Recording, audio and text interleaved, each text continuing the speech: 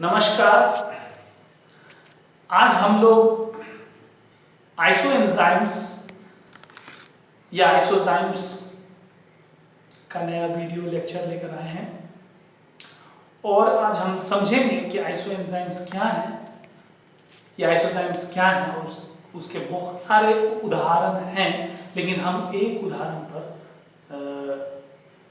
इसे समझाने की कोशिश करेंगे।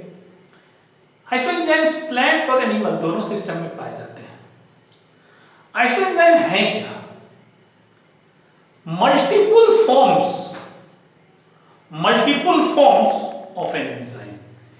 किसी एंजाइम का मल्टीपल फॉर्म्स को हम लोग आइसोएंजाइम कहते हैं। मल्टीपल फॉर्म्स मतलब कि catalysing the same reaction same reaction को कैटलाइज कर रहे हैं, अलग अलग मल्टीपल फॉर्म्स ऑफ एंजाइम की, समझ रहे हैं? उसे हम लोग आइसोजाइम या आइसोएंजाइम कहते हैं। Multiple forms of the same enzyme, और अगर वो सेम एंजाइम है तो कैटलाइज भी करेगा, सेम तरह के रिएक्शन को करेगा, सेम तरह का ही रिएक्शन करेगा, तो इसको हम लोग कहते हैं multiple forms of an enzyme catalyzing the same reaction. तो इन मल्टीपल फॉर्म्स को हम लोग आइसोजाइम्स या आइसोएंजाइम्स कहते हैं। तो ऐसे भी कह सकते हैं कि isoenzymes are different proteins that catalyse the same reaction.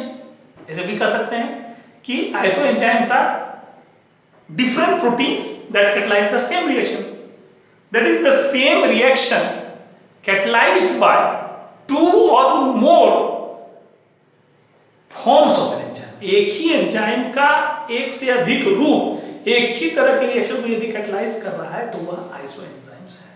तो हम लोग एक परिभाषा लिख लें कि the multiple form of an enzyme, the multiple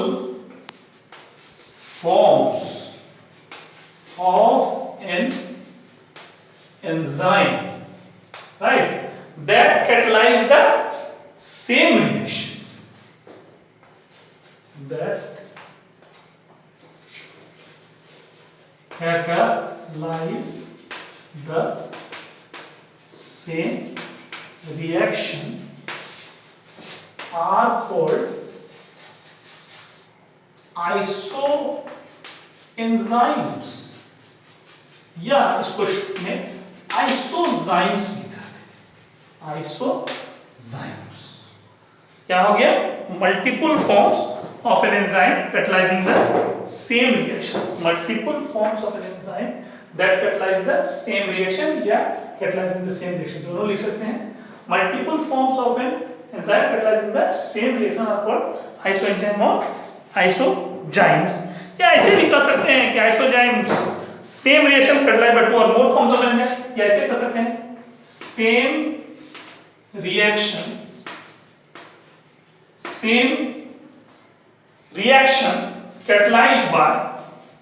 catalyzed by two or more forms of an enzyme। एक ही एंजाइम का एक से अधिक फॉर्म यदि सेम रिएक्शन को कैटलाइज करता है तो उसे हम लोग क्या कहते हैं?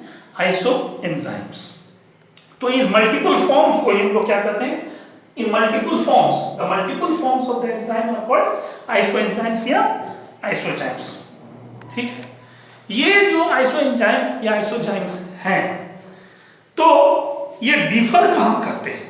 अगर ये सेम कैटलाइज रिएक्शन करते हैं तो इनका नाम आइसोएंजाइम क्यों है?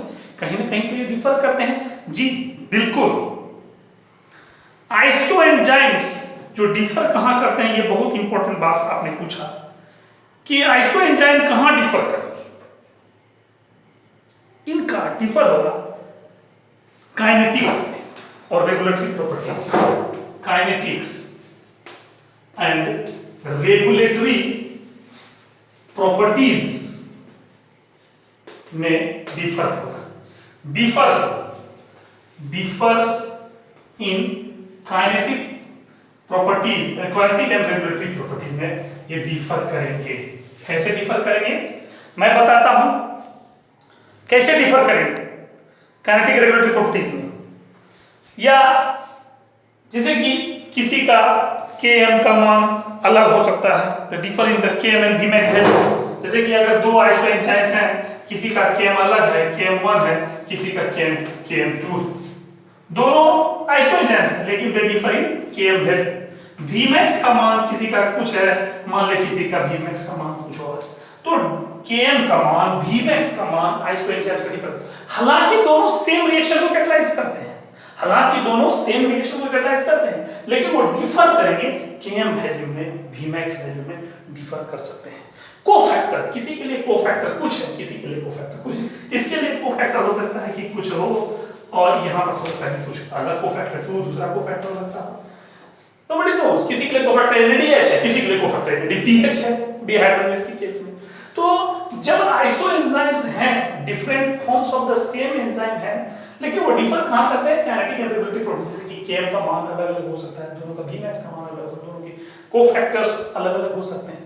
ये जो है इस तरह से हम लोग देखते हैं क्या कि they can differ in their physical and chemical properties में भी डिफरेंस हो सकता है, उनके फिजिकल एंड केमिकल प्रॉपर्टीज में डिफरेंस हो सकता है, उनके स्ट्रक्चर में कुछ अंतर हो सकता है। नहीं, फिजिकल एंड केमिकल देखिए हम लोग को जानना चाहिए कि आइसो एंजाइम तो है लेकिन हो सकता है फिजिकल एंड केमिकल प्रॉपर्टीज में अंतर हो सकता है, ठीक है। स्ट्रक्चर में देखिए, स्ट्रक्चर में डिफर हो सकता है, नहीं फिजिकल एंड केमिकल प्रॉपर्टीज में डिफरेंस हो सकता है आइसो एंजाइम के स्ट्रक्चर में, क्योंकि देखिए हालांकि सेम रिएक्शन को कैटलाइज करते हैं लेकिन इनका अमीनो एसिड सीक्वेंस सिमिलर है, आइडेंटिकल नहीं है, एकदम कंप्लीट हूबहू, थोड़ा बहुत अंतर जरूर है, तभी तो ये आइसो एंजाइम्स कहलाया। तो इसीलिए हम लोग कहते हैं कि आइसो एंजाइम में है similar but not identical amino acid sequence. इसलिए हम लोग ये स्ट्रक्चर में डिफरेंस क्यों कहें कि आइसो एंजाइम के स्ट्रक्चर में डिफरेंस होगा, क्यों कह रहे हैं कि स्ट्रक्चर में डिफरेंस होगा, क्योंकि सिमिलर अमीनो एसिड सीक्वेंस है, सिमिलर अमीनो एसिड सीक्वेंस जरूर है, सिमिलर लेकिन not identical, not identical, identical amino acid sequence नहीं है। तो इसीलिए स्ट्रक्चर में, फिजिकल प्रॉपर्टीज में, केमिकल प्रॉपर्टीज में, स्ट्रक्चर में अंतर रहता है। और तो और इलेक्ट्रोफोरेटिक मोबिलिटी, इलेक्ट्रोफोरेटिक मोबिलिटी में भी अंतर होता है। इलेक्ट्रोफोरेटिक मोबिलिटी में जब आप इलेक्ट्रोफोरेसिस करेंगे तो हो सकता है कि कोई स्लो चले, कोई फास्टली इलेक्ट्रोफोरेसिस कर रहे हैं, कोई फास्टली मूव कर रहा है, तो इलेक्ट्रोफोरेटिक मोबिलिटी में भी अंतर हो सकता है, इलेक्ट्रोफोरेटिक मोबिलिटी में भी अंतर होगा या हो सकता है। तो हम लोग ये देख रहे हैं कि आइसो एंजाइम्स तो हैं, multiple form of an enzyme है ना, catalyse in the same reaction, लेकिन वो डिफर कहां कर सकते हैं काइनेटिक एंड रेगुलेटरी प्रॉपर्टी में डिफर कर सकते हैं। उनका Km का मान डिफरेंट हो सकता है, उनका Vmax का मान डिफरेंट हो सकता है, उनका केमिकल फिजिकल प्रॉपर्टी डिफरेंट हो सकता है, उनका जो है कि कौन सा कोफैक्टर है, दोनों का अलग अलग कोफैक्टर हो सकता है, अलग हो नहीं, उनका हो सकता है कि स्ट्रक्चर में कुछ अंतर हो, क्योंकि अमीनो एसिड का सीक्वेंस सिमिलर जरूर होता है, दो आइसो एंजाइम का, दो तीन आइसो एंजाइम जो किसी एंजाइम के हैं उनके structure amino acid sequence similar हो सकते हैं, लेकिन कंप्लीटली 100% आइडेंटिकल हो यह नहीं हो सकता। बात समझ रहे हैं? अच्छा, पीएच ऑप्टिमम, ऑप्टिमम पीएच, यह मान लीजिए आइसो एंजाइम 1 है और यह आइसो एंजाइम, एक एंजाइम का दो आइसो एंजाइम मान लेते हैं E1 और E2, तो इसका हो सकता है ऑप्टिमम पीएच वर्क करने का अलग हो और इसका ऑप्टिमम पीएच जो है वर्क करने का अलग अलग हो। बात समझ रहे हैं? तो रिलेटिव ससेप्टिबिलिटी टू इनहिबिटर्स, ये हो सकता है कि जल्दी इनहिबिटर से इनहिबिट हो जाए, ये हो सकता है कि लेट से इनहिबिट हो या ना इनहिबिट हो। तो ससेप्टिबिलिटी टू इनहिबिटर्स भी डिफर कर सकता है। ससेप्टिबिलिटी टू इनहिबिटर्स भी डिफर करता है, ठीक है। ऑप्टिमम पीएच जिस पर वो एंजाइम काम करेगा वो डिफर कर सकता है। तो बहुत चीज डिफर कर सकता है, लेकिन they will catalyse the same reaction, but they will catalyse the same reaction, क्योंकि different forms of the same enzyme है। अब है कि कुछ लोगों ने पूछा कि यह क्यों डिफरेंट फॉर्म्स ऑफ एंजाइम बनता है, तो उसके बहुत सारे कारण हैं कि क्यों different forms of the same enzyme बनते हैं। एग्जांपल के तौर पर isoenzyme synthesize from different genes, it is possible कि इसका बहुत सारा कारण हो सकता है, मैं उनमें से एक कारण बता रहा हूं कि आइसोएंजाइम्स obtained from different genes मतलब अलग अलग जीन इन आइसोफॉर्म्स को या आइसोएंजाइम्स को जन्म दिया है। जैसे कि for example malate dehydrogenase MDH, malate dehydrogenase देख लीजिए, एक मैलेट डिहाइड्रोजिनेज जो है साइटोसोल में पाया था और एक जो है माइटोकॉन्ड्रियल मैट्रिक्स में, माइटोकॉन्ड्रियल मैट्रिक्स। दोनों मैलेट डिहाइड्रोजिनेज जो है ये क्या है, आइसोएंजाइम्स हैं जो कि मैलेट को ऑक्जेलोएसीटेट में बदलता है, मैलेट को MALA मैलेट को ऑक्जेलोएसीटेट में बदलता है, ऑक्जेलोएसीटेट में बदलता है और यहाँ पर क्या होगा NADH प्लस NADH में कन्वर्ट हो जाएगा, NAD प्लस NADH में कन्वर्ट होगा एंड वाइस वर्सा, ठीक है ना। तो आप क्या देखते हैं, आप देखते हैं कि मैलेट से ऑक्जेलेट से मैलेट, यहाँ पर दो तरह के आइसोएंजाइम्स इसी के बनेंगे, एक तो साइटोसोल में पाया जाएगा और एक माइटोकॉन्ड्रियल मैट्रिक्स में। क्यों? ठीक है, दोनों का काम सिमिलर है, कैटलाइज करता है सिमिलर रिएक्शन, लेकिन दो अलग अलग जगह पाते हैं क्योंकि they are coded by two different genes, ठीक है। उसमें से और भी बहुत सारे कारण हो सकते हैं, मैं नहीं कहता कि यही एक कारण है, और भी बहुत सारे कारण हो सकते हैं, ठीक है। या ऐसा हो सकता है कि more than one type of subunit है, more than one type of subunit से मिलकर बना। देखिए आइसोएंजाइम बहुत सारे सबयूनिट से मिलकर बनता है, जैसे मैं बताऊं आपको lactate dehydrogen made up of, देखिए एक कारण ये हो सकता है, दूसरा कारण ये हो सकता है कि बहुत सारे सबयूनिट से मिलकर बना हुआ है, डिफरेंट टाइप्स ऑफ सबयूनिट से मिलकर बना, enzyme consisting of more than one type of subunit. ऐसा हो सकता है कि एंजाइम जो है ना, enzyme is made up of more than one type of subunits, बहुत सारे सबयूनिट्स से बना हुआ है। जैसे कि टेट्रामर है, जैसे कि लैक्टेट डिहाइड्रोजन, सबसे बड़ी इसी को हम लोग डिस्कस करेंगे, LDH, MDH नहीं, LDH, लैक्टेट डिहाइड्रोजिनेज, इसको आप देखिएगा तो आप इसी के बारे में डिस्कस हमको करना चाहिए विशेष, कि इसमें दो तरह के सबयूनिट पाए जाते हैं। इसमें लैक्टेट डिहाइड्रोजिनेज क्या करता है, लैक्टिक एसिड को देखिए, लैक्टेट डिहाइड्रोजिनेज जो है अलग अलग रूप है। देखिए एक मैं उदाहरण और इसको डिटेल में करूंगा, जैसे इसका LDH1 है, LDH1, LDH2, LDH3, LDH4, LDH5, ठीक है। और ये जो है डिफरेंट आइसोएंजाइम्स है लैक्टेट डिहाइड्रोजिनेज के, लेकिन इसको देखिएगा, इसमें देखिएगा तो चारों जो है, ये जो है H H H H, मतलब इसको हम लोग लिख सकते हैं H4, चारों पेप्टाइड जो है वो H टाइप का, हार्ट में पाया जाने वाला जो टाइप का जो पेप्टाइड है उसको H कहते हैं, H स्टैंड फॉर हार्ट। और यहाँ पर देखिए LDH5 को देखिएगा तो चारों जो है M सबयूनिट से मिलकर बना हुआ, M for muscle, M stand for muscle, तो चारों सबयूनिट्स हैं M से बना हुआ। चारों सबयूनिट जो है इस पर विशेष चर्चा हम लोग करेंगे 5 मिनट के लिए, इस पर विशेष चर्चा करेंगे थोड़ा देर में, लेकिन हम यहाँ बता रहे हैं कि क्यों आइसोएंजाइम्स अलग एग्जिस्ट करते हैं। उसका एक पहला कारण है कि हो सकता है कि डिफरेंट जीन ने उन्हें कोड किया हो, जैसा कि उदाहरण के तौर पर मैलेट डिहाइड्रोजिनेज के केस में देखे थे, एक साइटोसोल में एक माइटोकॉन्ड्रियल मैट्रिक्स, उनको अलग अलग जीन ने ही कोड किया, इसलिए उनमें थोड़ा अंतर हो गया, लेकिन रिएक्शन सेम कैटलाइज। यहाँ पर क्या है कि एक एंजाइम ऐसा है लैक्टेट डिहाइड्रोजिनेज कि ये मोर than one type of subunit, एक सबयूनिट है H और एक सबयूनिट है M, ठीक है। तो यहाँ चारों जो टेट्रामर जिससे मिलकर बना हुआ है वो सब H टाइप का है, यहाँ पर M टाइप। यहाँ बीच में LDH2 जो होता है उसमें क्या होता है कि एक 4 तो M हो, 4 H रहेगा, एक M आ गया, तो इसको हम लोग कहेंगे H3M टाइप।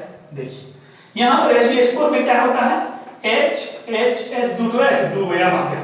देखिए made up of more than one type of सब अलग-अलग सब मिलकर बना हुआ।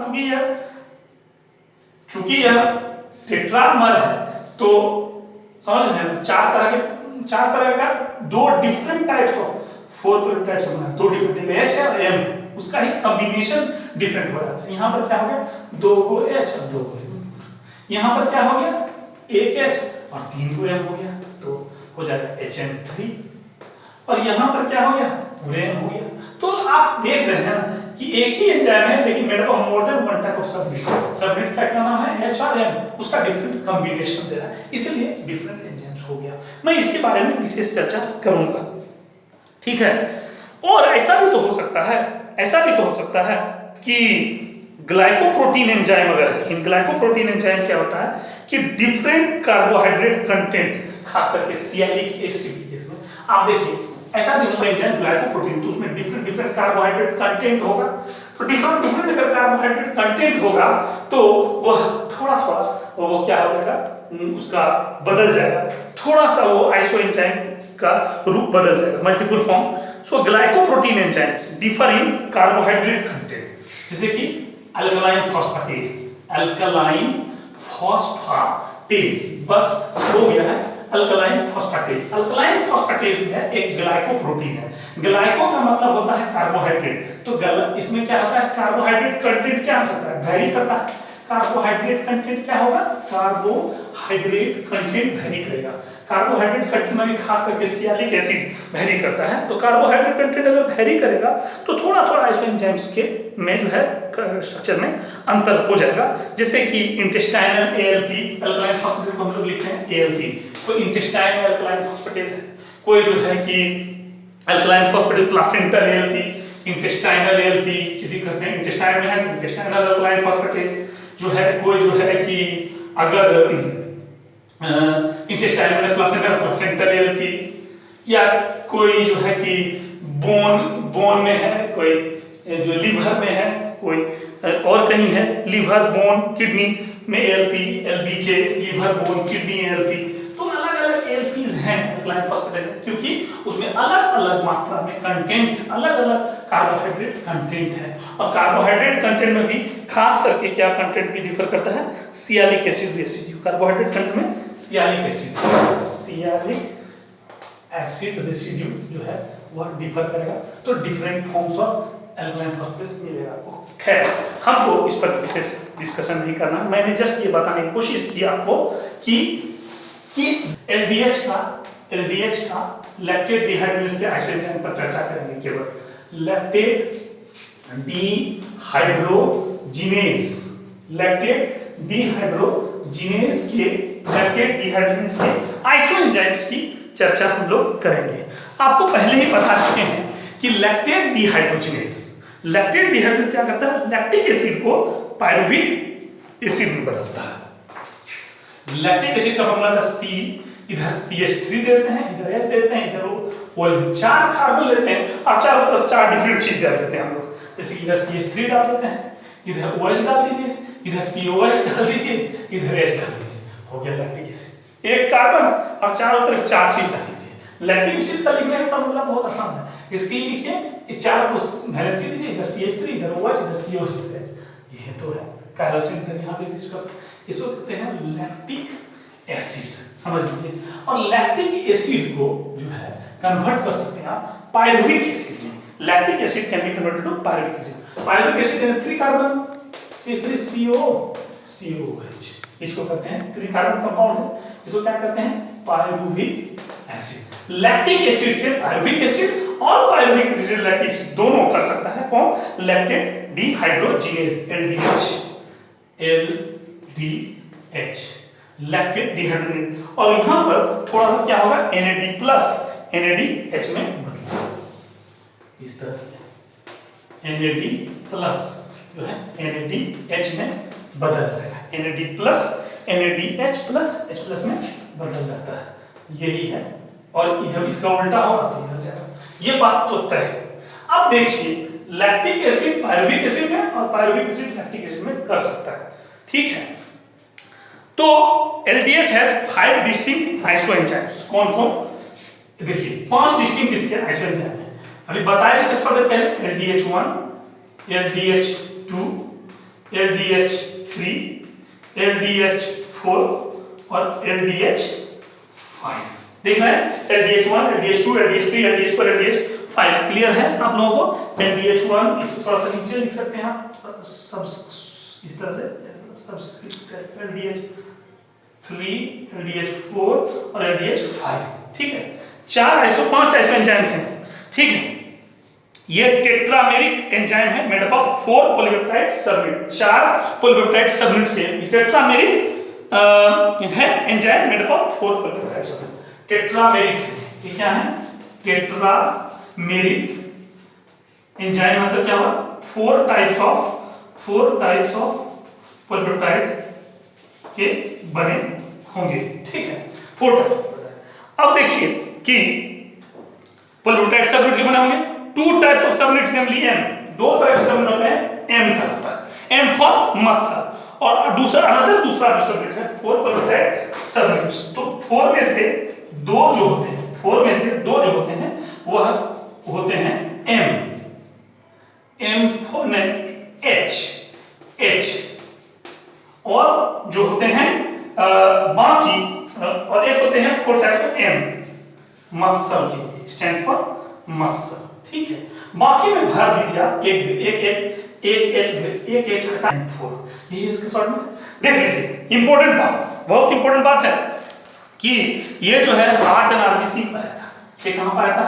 हार्ट और आरबीसी में। ये भी कहां पाया था? हार्ट वाला जा रहा है तो हार्ट और आरबीसी में, रेड ब्लड सेल में। ये कहां पाया जाता है? 2H ये कहां पाया जाता है? ये पाया जाता है आपका ब्रेन एंड किडनी। ये कहां पाया जाता है? ब्रेन और किडनी में।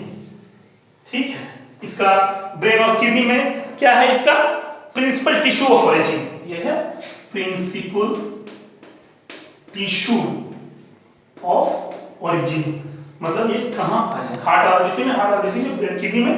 और ये सब जो है वह है लीवर एंड स्केलेटल मसल। क्योंकि देखिए मसल वाला ज्यादा आने लगा तो लीवर एंड स्केलेटल मसल्स, ये भी लीवर एंड स्केलेटल मसल्स में। देखिए मैं आपको एक बात बताऊं कि जब इसको आप इलेक्ट्रोफोरेसिस करेंगे और रन करेंगे तो आप पाएंगे क्या? आप इसको जब रन करेंगे तो ये जो है फास्टेस्ट होगा, सबसे तेजी से दौड़ेगा। ये फास्टेस्ट होगा, ये थोड़ा स्लो होगा, ये स्लो होगा, ये सबसे स्लोएस्ट होगा। देखिए मैंने बताया था ना कि सब आइसो एंजाइम की इलेक्ट्रोफोरेटिक मोबिलिटी डिफर करेगी। ये फास्टेस्ट है, थोड़ा स्लो और सबसे स्लोएस्ट इसका जो इलेक्ट्रोफोरेसिस करेंगे तो सबसे स्लोएस्ट होगा LDH5। समझ रहे हैं? उसी तरह से आप देखेंगे कि डिस्ट्रॉय होने की क्षमता हीट देने पर 60 डिग्री पर ये डिस्ट्रॉय नहीं होगा, ये पार्शियली डिस्ट्रॉय होगा, और ये दोनों जो है हीट देने पर डिस्ट्रॉय हो जाता है। तो देखिए थोड़ा सा इसका अंतर हुआ ना प्रॉपर्टीज में, समझ रहे हैं? ये जो है 25% है टोटल सीरम का, ये 25% है, ये 35% है, ये 27% है, ये 8% है, ये 5% है। थोड़ा अंतर है इसमें। लेकिन आपको हम ये बताना चाहते हैं significance of differential catalytic activity क्या होता है। आपको पता होना चाहिए कि LDH1 is predominantly found in heart muscles. ये कहां पाया जाता है? हार्ट मसल्स में खास करके पाया जाता है। LDH1 कहां पाया जाता है? हार्ट मसल्स में पाया जाता है।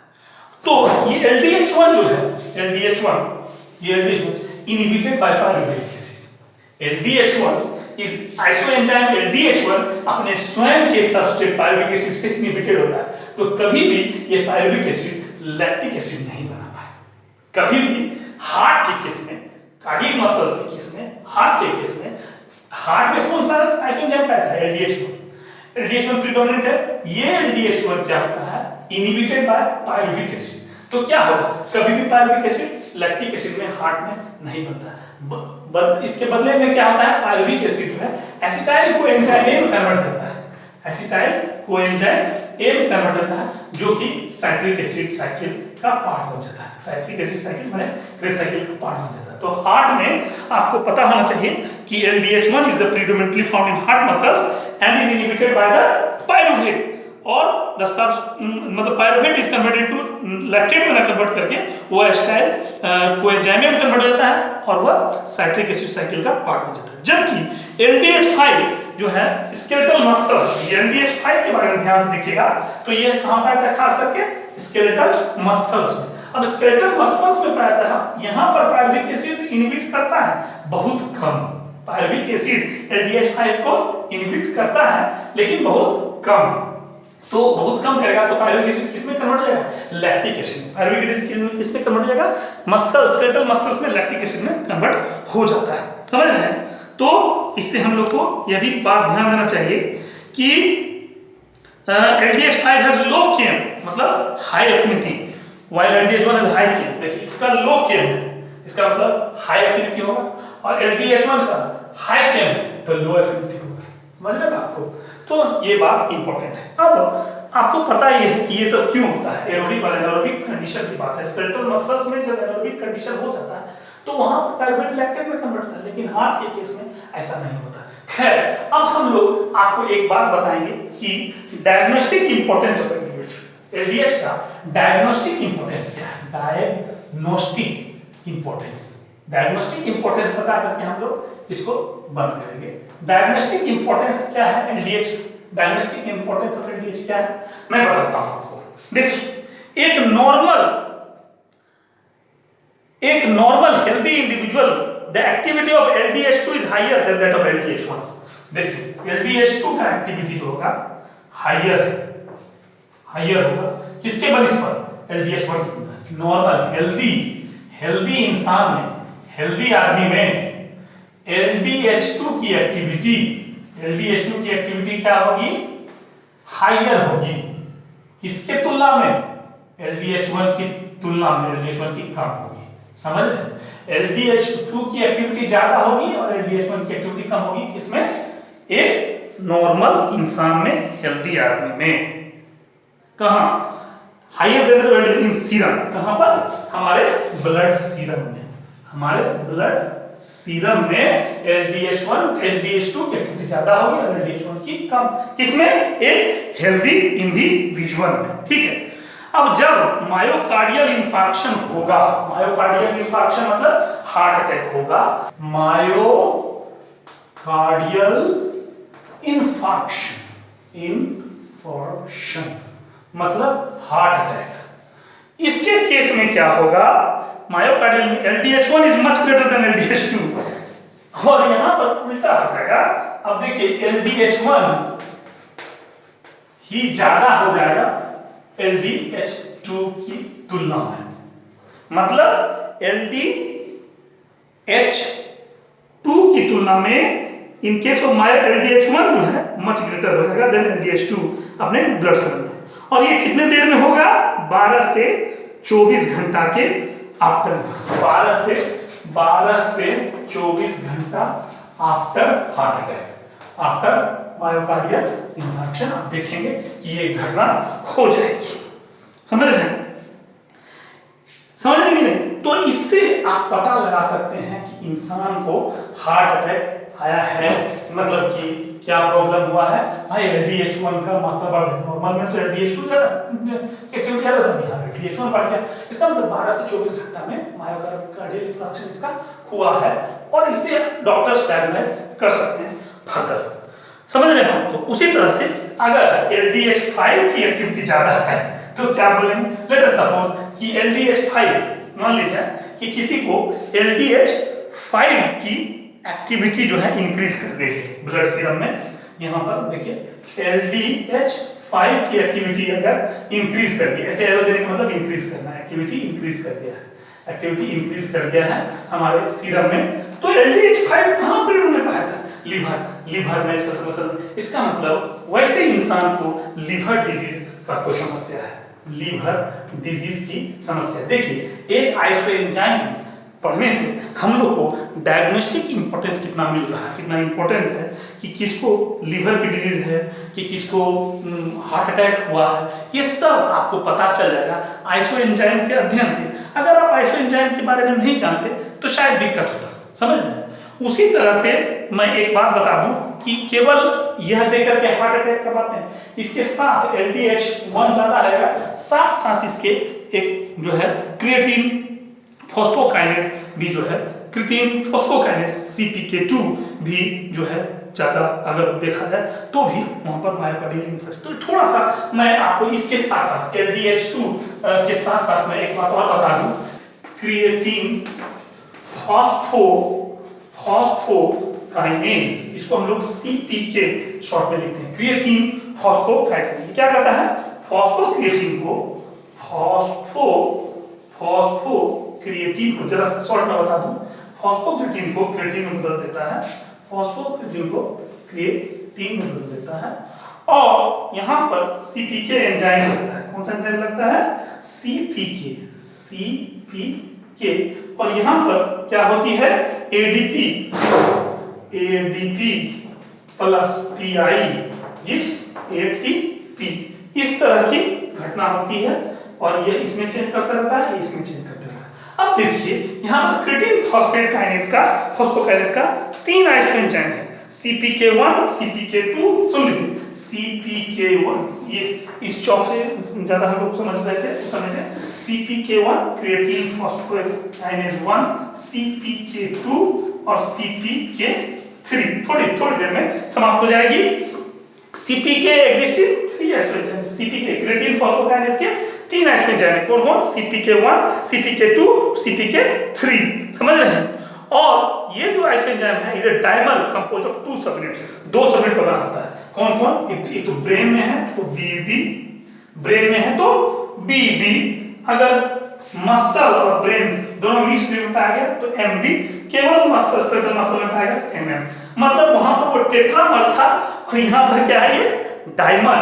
ये क्या है, फॉस्फोकाइनेज क्या है, हम लोग लिख सकते हैं डाइमर। डाइमर में 2 तरह के सबयूनिट से मिलकर बना हुआ है। किससे बना हुआ है, 2 तरह के सबयूनिट से मिलकर बना हुआ है। M for muscle and B for brain, और दोनों है तो मसल ब्रेन दोनों, ठीक है। आप देखिएगा कि यह मुख्यतः टिश्यू ओरिजिन इसका क्या है, ब्रेन।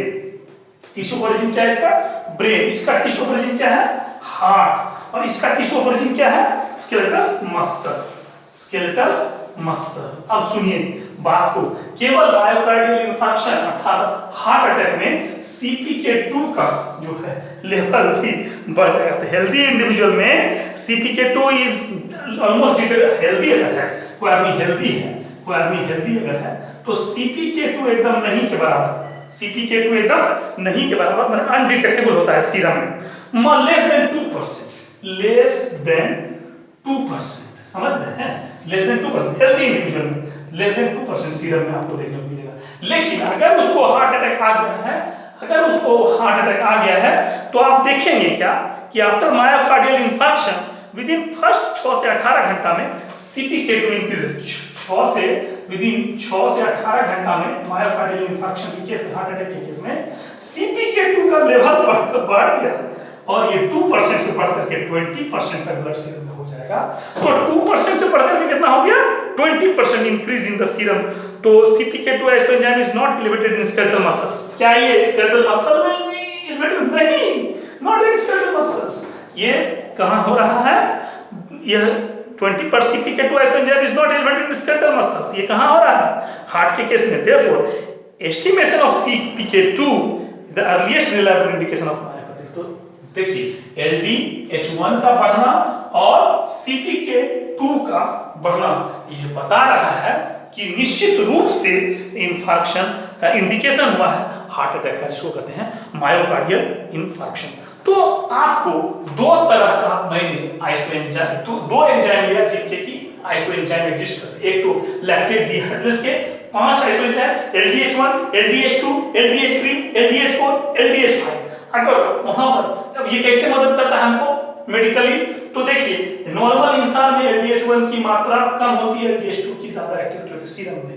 लेकिन यदि आपको LDH1 की एक्टिविटी बढ़ गई ब्लड सीरम में और LDH2 की कम हो गई है तो निश्चित रूप से मायोकार्डियल इंफार्क्शन का केस है, हार्ट अटैक का केस है।